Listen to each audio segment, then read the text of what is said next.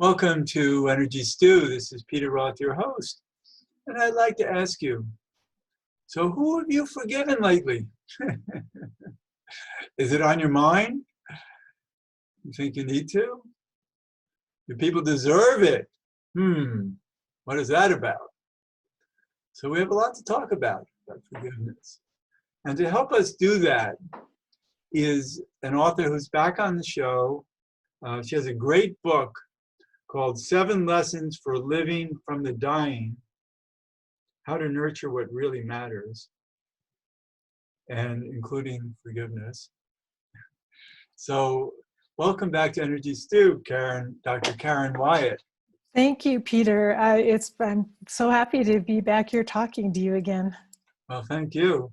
And I'm excited because the lack of forgiveness can get in our way, right? Yes, definitely. How does it get in our way? Well, I feel like when we're not able to forgive, it really keeps us tied to the past, for one thing, because oftentimes we're holding on to memories of things that have happened in the past. And it takes a lot of our life energy, really, to keep these old memories alive. But one thing I've come to recognize is that forgiveness is really essential for spiritual growth. I really think that for us to fully awaken and transcend, forgiveness is essential. And until we learn how to do it or why to do it, I think our growth gets slowed down, our spiritual growth in many ways. Maybe what it is it doesn't leave us in peace if we're holding on to resentments and grudges. And with that lack of peace, we can't raise our vibrations enough. That's so it's true. It's true. And if you think about it, the mind continually nurtures our grievances. They're always simmering in the background somewhere. And a lot of people, and myself included, I used to think of it as I have a book of grievances. I can pull my book out at any time and read you. I could read it to you, all of the memories I have, all the things that happened that people did that hurt me or offended me. And it takes a lot of energy to keep that book and to maintain it. The list. I had a revelation recently that allowed me to forgive a lot of people. And that was to recognize that I'm born to different shadows, patterns in my life of harm that I keep bumping into. We all have different ways, different things in life we're not good at, or that we don't understand why certain people, don't behave nicely to us. And there might be many reasons for it that aren't really our fault. It's just that it's the energies that are at play with these patterns.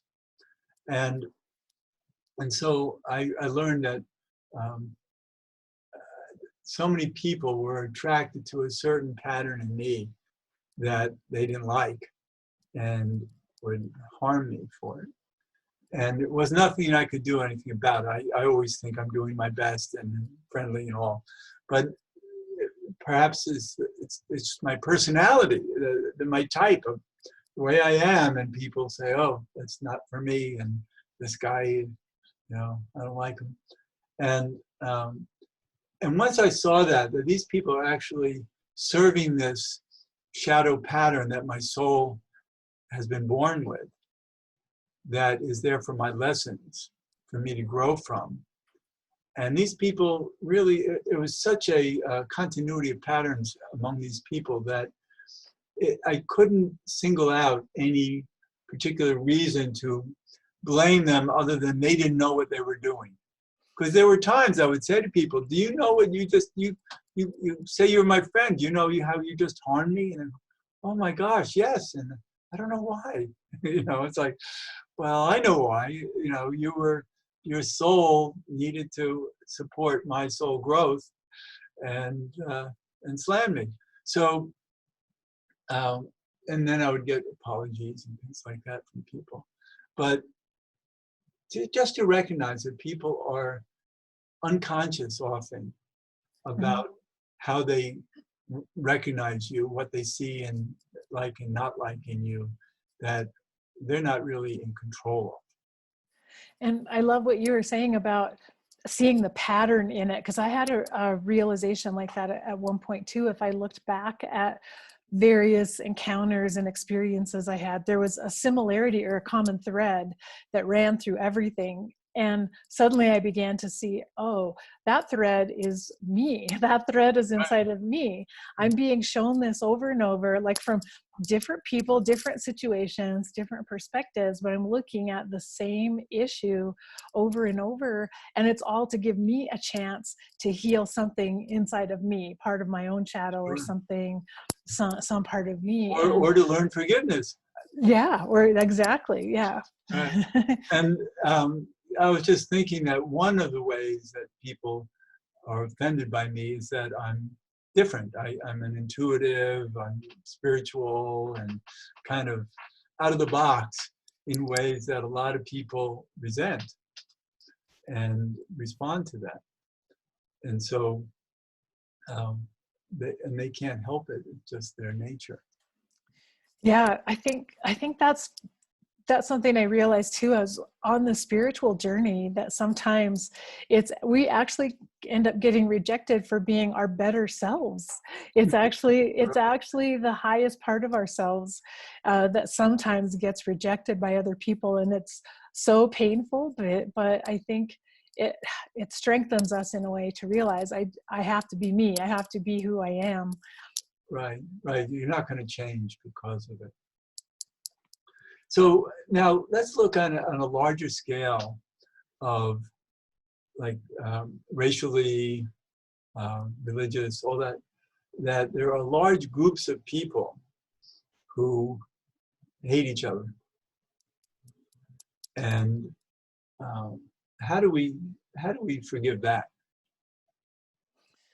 Well, I think that's a big subject, to go from talking about like personal forgiveness, like for my own life, and how do I forgive, and then how do we collectively, communally forgive one another, it's a really big step to think about how could we bring a large group of people to have this same understanding that sometimes the things that happen in life, I mean, there are no guarantees. We're not entitled necessarily to have an easy, carefree life, or to have a life where things don't go wrong or we don't get hurt. And so to bring people to the point of deciding, I'm not going to blame other people for what has unfolded in my life. But we're at a place, you and I were talking about before, where all of the divisions between us have been magnified right now. There's just so much polarization in our society, and so it's almost as if we've reached we stretched it as tightly as we can go, the divisions, and we're near the breaking point in a way. Right. And so it's a big opportunity to start to learn, how do we forgive, and can we see the past as part of what brought us where we are right now? Whatever has happened in the past has shaped us all and brought us here to where we are right now. And we can't change the past, but we can change how we look at the past. Right. And one way to understand it is what we were talking about before, about having these patterns in our lives, in our society, that have been there for thousands of years of religious strife and politics and all of that. And I think it's really due to a human limitation, that we are, as humans, have a very limited brain. And I see that in people who I get into some discussions with about politics, and I see that they can't hear me in the slightest. Their brains just can't wrap themselves around any other ideas but their own. And they think I'm the same way. And so there's an impasse here. And where is that impasse leading? And it's, as you said, we're reaching a breaking point, because the toxicity of these impasses are so high that we have to refigure this, reframe it, and somehow that we're maybe not yet capable of. And when we remember that we're spirits, we're spiritual beings that have come into this physical body with emotions and a mind and an ego, that our souls, our spiritual nature is trying to deal with having this mind and ego to operate through. And the ego is very limited in its options for how it reacts to other people. Because it's And survival. yeah, that's exactly right. It's primitive. It's here to help us survive. And the ego always wants to blame someone else, can never admit to doing anything wrong. But the more we are led or driven really by our egos, the less we'll be able to forgive, because the ego can't see any sense to forgiveness whatsoever, because someone did wrong to me, they were at fault, and they should be punished for it. That's the only way the ego can possibly see it. But our higher consciousness knows there's something so much bigger going on here. There's so much more at play. As you were saying, it's our soul lessons and our contract and what we're here to learn about. And these experiences happen to us to give us fuel to grow from. And so it isn't as simply black and white or good and bad, or as it appears to the ego, or as the ego wants to make it out to be. Right. And so much has to do, I'm coming back to not just the ego, but just being a human in the current limitations of the human experience, the human consciousness, which is expanding. And I think that's our real opportunity. And the reason why we're reaching a breaking point, because I think things have to be that extreme in order for us to take new measure. Yeah. Yes, I think you're exactly right. Everything has to be exposed before we can really look at it and heal it. And we're in that process right now of exposing all the painful shadows that we have to look at. And so it feels pretty desperate in some ways as all these things are being shown to us. But now we're finally in a place where we can make progress and can heal. Well, we hope so. Yes. I think in some ways it's getting harder right now, because we're getting to a point where there are too many fires burning in the world, and we don't know whether they have to burn stronger before they burn out, or we can start managing them better. I'm just thinking of California and perhaps thousands of wildfires they've had there this summer, and Yeah. and how overwhelming that is, and and I'm just using that as a metaphor for our own lives.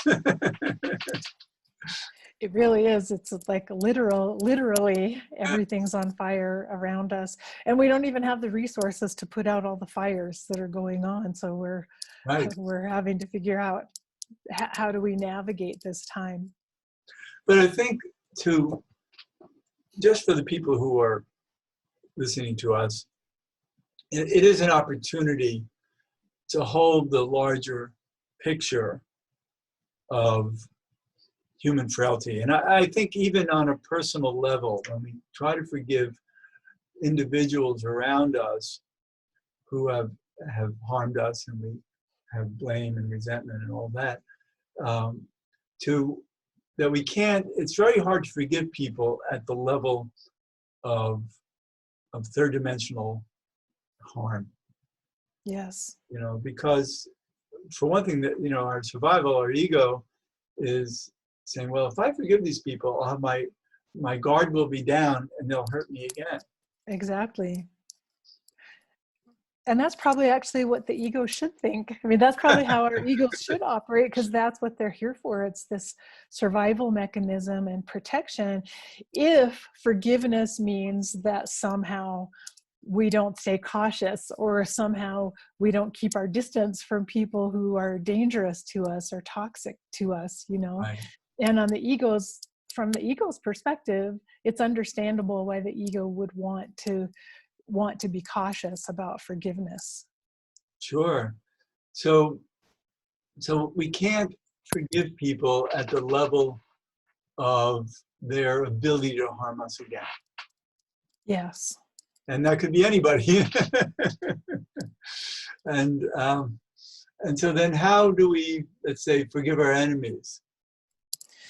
Yeah, for me, I spent a lot of time in my hospice work sitting at the bedsides of people who were working on forgiveness. So observing what they went through as they were working toward forgiveness, and then and at the same time trying to practice it myself and working on forgiveness myself. And so I could see it happening at different levels. I could see people making progress. And I can just tell you a story if you want of one patient who that was actually my friend, Mary Lou, who she had a book of grievances about her older sister who had been mean to her all of her life. And she had a lot of stories about terrible things her sister had said and done to her. And when Mary Lou knew she was going to die, she knew, I need to forgive my sister. And so she realized her sister had been diagnosed with a mental illness. She understood her sister's behavior came from that mental illness. And that's how she gradually found compassion for her sister, is realizing she couldn't really help it. She couldn't help some of the things she did and said. So she started working on that, trying to find compassion and empathy for her sister and why she might have done the things that she did. But I watched her progress as she worked on this and gradually started letting go of some of those grievances and she would always say, I forgive my sister even though she did terrible things to me. She would still talk about the terrible things her sister did, but she would begin to say, but I forgive her. She had a mental illness. She couldn't help it. But about a week before Mary Lou died, I visited her for the last time, and she said, I had the most amazing revelation. And she said, I thought I had forgiven my sister before, but she said, what I saw was that my sister was the perfect person for me in my life, that my sister taught me some of the greatest lessons I ever learned. And she was the perfect person to be in my life. And that she said, I don't want to tell her I forgive you. I want to tell her I love you. I love you so much, and you're the perfect person that for me to have grown up with and to have in my life. So it's almost as if she transcended the need to even forgive, and she got to this place of really just pure love and acceptance for her sister, whoever she was, and then saw that her sister had been a great help to her, in fact, through her behavior and through the experiences she's had. That's wonderful. The things she learned. So anyway, that was profound for me to see that there are stages and steps we go through in this process of forgiveness. But I think you mentioned maybe before we started recording about the idea that some of us have soul contracts together. Yes, and for that reason of discovery, of soul growth. And I'm just thinking of my previous wives. Well, even my current wife, who we're very happily married. We've been together 40 years. And so we have a soul contract there of success. But so we have all these contracts with different people to, operate at different levels of our needs. And so to understand that, there's a very broad panoply of people who have different purposes in our lives. And yeah, exactly. that. And that's really powerful when you start to recognize that and you start seeing how interactions that were hurtful and felt terrible at the time may have in some way or another helped you and helped you grow. And you can start to just let go of not needing to hold on to resentment or bitterness about those experiences. Let me just interrupt for a second. There's some bracelet or something on your desk that's clicking away while we're talking. I don't know what, I can't imagine what it is, but the audience might have been listening to it and just want to. Can you hear it now? No. Okay, it might have been my necklace that was out. the microphone hitting Oh, you. right. That's interesting. So I forgive you. Oh, thank you. But I hope it doesn't come back. but that's the point, is to really process the different people that we have trouble with and understand their motives or their limitations, and what set them going that's not personal. You know, it could be tribal. They could be responding to their tribal consciousness and thinking of, you being from a different tribe, and therefore you're an enemy. Exactly. Yeah, which goes all the way back to our primitive brains and the primitive ego needing to protect us and keep us safe. Right. And so it's really interesting that we can look at others and see how their egos are trying to keep them safe by behaving in ways that we don't like. Yes, exactly. And then another realization I had too is that I have my own filter for everything that I see and perceive about other people's behavior toward me. Sure. Has to come to me through my filter. Sometimes my filter is the one that's wounded. We're all humans. Yeah, and that when I hear someone say something, I may hear it differently than they intended, just because of my wounds that I'm carrying and how I process and filter what Sure. they Our say. parents have conditioned us, and other people in our early lives have conditioned us in ways that we didn't have power then. And so we can be overpowered by people who have the similar patterns as those people, those authority figures who we grew up with. Yes. Yeah, that's exactly right. And we may not even realize that we carry those wounded filters around with us, or dirty filters, however you want to think of that metaphor. It brings out our insecurities, and then we react in ways that often can be limited. Yeah. Which is what can limit our ability to forgive. So we come back to that forgiveness is a very hard thing to do correctly. You can do it in some ways that can create a truce or a ceasefire, as you talk about in your book, but that's not really what we want. We really want to forgive at a level of understanding the process of being human or inhuman due to our human limitations, and forgive people at that level that they're only limited by consciousness, and their consciousness can't see beyond their troubles and their angers and their prejudices. Exactly. And I think we have to always create a certain bit of doubt about the other person's behavior. We don't really know what motivates them, or why they do what they do, or say what they say. We don't really know what's happening inside of them. And possibly they didn't mean to harm us. Possibly they weren't thinking that they hate us and they're saying something awful to us. Possibly they're completely oblivious to it and had no idea what they were doing. Or it's just not personal. Yes, exactly. That's the biggest thing. And so that's where we're into all these tribal and collective mentalities now that are going on in our planet that are creating such strife, for, Black Lives Matter and so many ways that our society is not functioning in a helpful way. Yes. And I think the Black Lives Matter is an honorable response to the way that Black people are harmed by these cultural limitations. Exactly. And I think that brings up a good point, that we don't want to tout forgiveness as an excuse for looking at injustice and rooting it out where it needs to be Right. dealt with. And so so in that movement in particular, we're not at all saying you should just forgive people for what's happened. No, we have to stop it.